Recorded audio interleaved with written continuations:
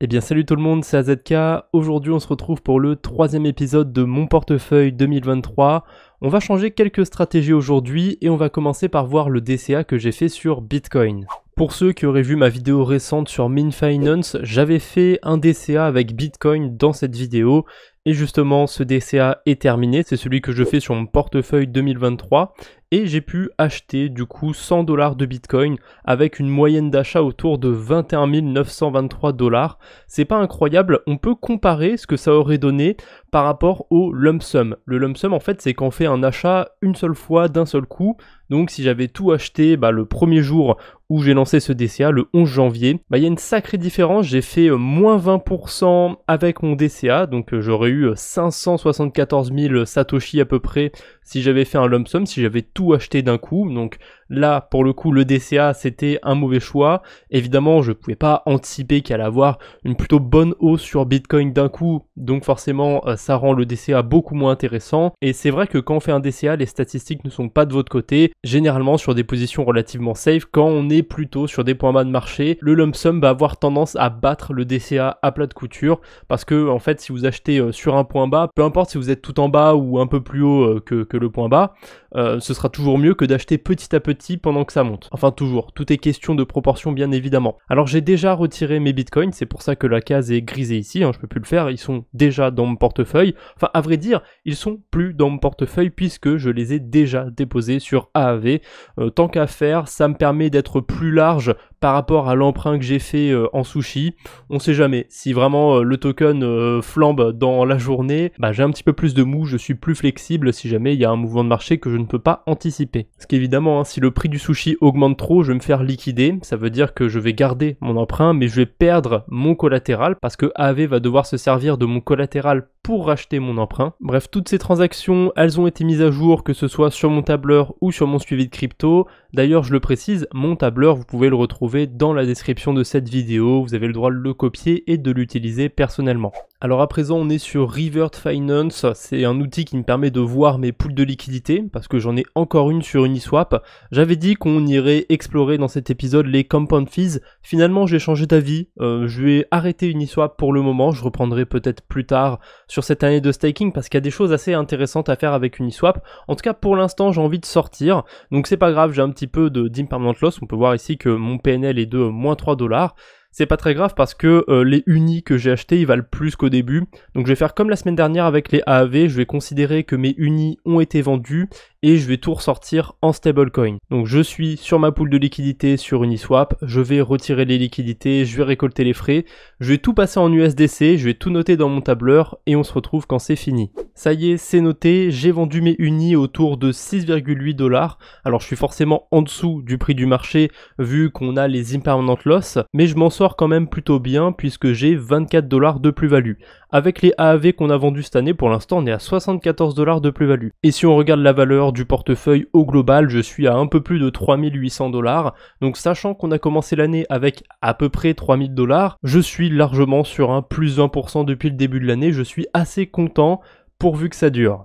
Avec la vente de mes unis, j'ai pu récupérer un peu de stablecoin.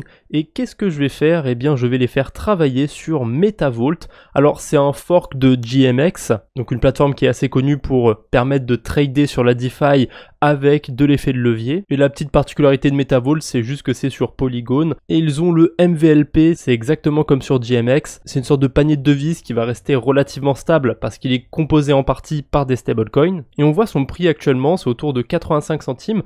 Je me demandais si c'était un investissement qui était plutôt safe ou pas, s'il était plutôt stable, et j'ai trouvé une manière de trouver son prix au fil du temps, c'est en se rendant sur Biffy Finance. Il y a une pool avec le MVLP, ça marche aussi avec le GLP de GMX, et on peut avoir le graphique du prix justement de cet actif. On voit qu'aujourd'hui il est bien autour de 85 centimes, et si on se met sur un an, alors on n'a pas un an d'historique parce qu'il n'existait pas avant, mais en tout cas depuis le 3 janvier on voit qu'il est relativement stable, avec des guillemets quand même, il a commencé à 70 centimes, aujourd'hui il a 85 centimes, enfin c'est plutôt bon, si on regarde sa moyenne, ça augmente pas énormément, ça reste relativement stable, c'est tout ce qu'on veut. On veut vraiment investir sur un truc qui bouge pas trop. Et l'avantage de faire ça, c'est qu'en plus on va toucher des intérêts intérêts, et des intérêts qui sont vraiment pas déconnants, hein, 45%, donc il y a une partie qui vont être en MVX, le token de MetaVault, on s'en fiche un petit peu, je pense qu'on va les vendre, mais on a une partie en Matic, ça va être intéressant, ça va couvrir un petit peu les frais de transaction que j'ai à chaque fois, parce que la plupart de mes stratégies sont sur la blockchain Polygon,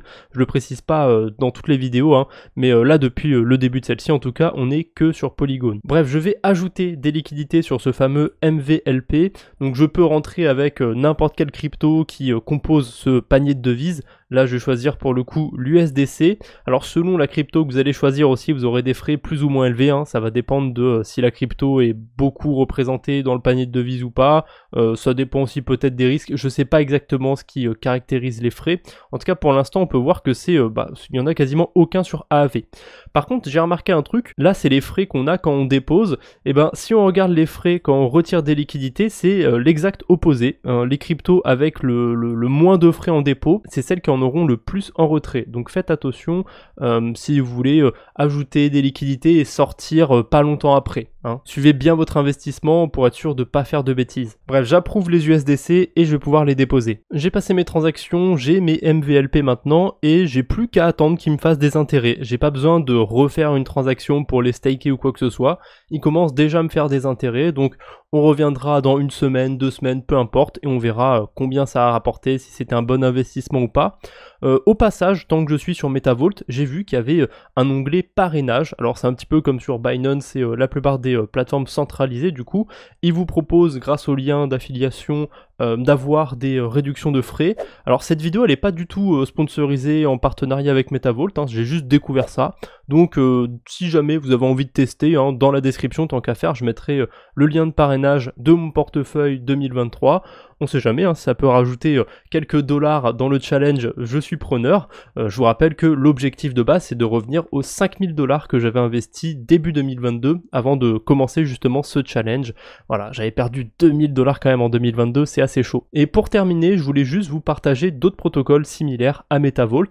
Donc j'en ai déjà parlé sur la chaîne ou en live sur Twitch, mais évidemment il y a PikaVault qui est plutôt pas mal. Donc il y a un vault, une sorte de coffre sur lequel vous allez pouvoir déposer des USDC et en fonction de si les traders de la plateforme sont profitables ou pas, vous allez gagner plus ou moins de frais sur les USDC que vous avez déposés. Alors du coup vous pouvez avoir des pertes parce que si les traders sont très profitables, vous allez perdre des USDC justement puisque leurs gains vont être entre guillemets piochés dans le vault. Après personnellement je trouve que le trading c'est risqué et que généralement vous avez plus de chances de perdre en faisant du trading qu'autre chose, et PikaVault me le confirme plus ou moins parce que ça fait quelques mois que sur mon portefeuille perso j'ai des USDC sur Pika et je suis forcé de constater que la valeur du USDC que j'ai déposé a augmenté depuis plusieurs mois. Ça veut dire que en moyenne depuis plusieurs mois les traders ne sont pas profitables sur Pika.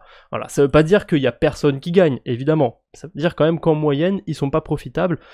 Voilà, je vous dis pas de trader ou quoi que ce soit, moi je mets mes USDC sur Pika, il y a des gens qui prennent le pari et le risque de trader, tant mieux pour eux, grand bien leur face. En plus de ça, en ce moment, on a des intérêts en OP, c'est plutôt pas mal quand on voit l'envolée de son prix. Alors je suis pas sûr que ça dure à l'infini, mais en ce moment on profite bien. Évidemment il y a aussi G-Trade qui est dans la même trempe, j'en ai déjà parlé dans la dernière vidéo, j'ai des DAI dessus justement, donc je vous invite à aller voir le deuxième épisode si vous ne l'avez pas vu, et on termine cette vidéo évidemment avec le famoso GMX, c'est le protocole qui est un petit peu à la base de cette mode des plateformes de trading décentralisées sur lesquelles on a une pool de liquidité à moitié stable. Donc, vous voyez on a aussi le GLP ici qui donne quand même 25% d'intérêt sur la blockchain Avalanche, et j'ai vérifié on est autour de 18-20% sur Arbitrum de mémoire, donc c'est plutôt pas mal. Je vous rappelle aussi que sur Bifi Finance on peut aller voir l'évolution du GLP, donc on va regarder ça justement en direct. Donc là j'ai son prix sur un mois, on peut voir que c'est plutôt stable, ça suit évidemment le marché,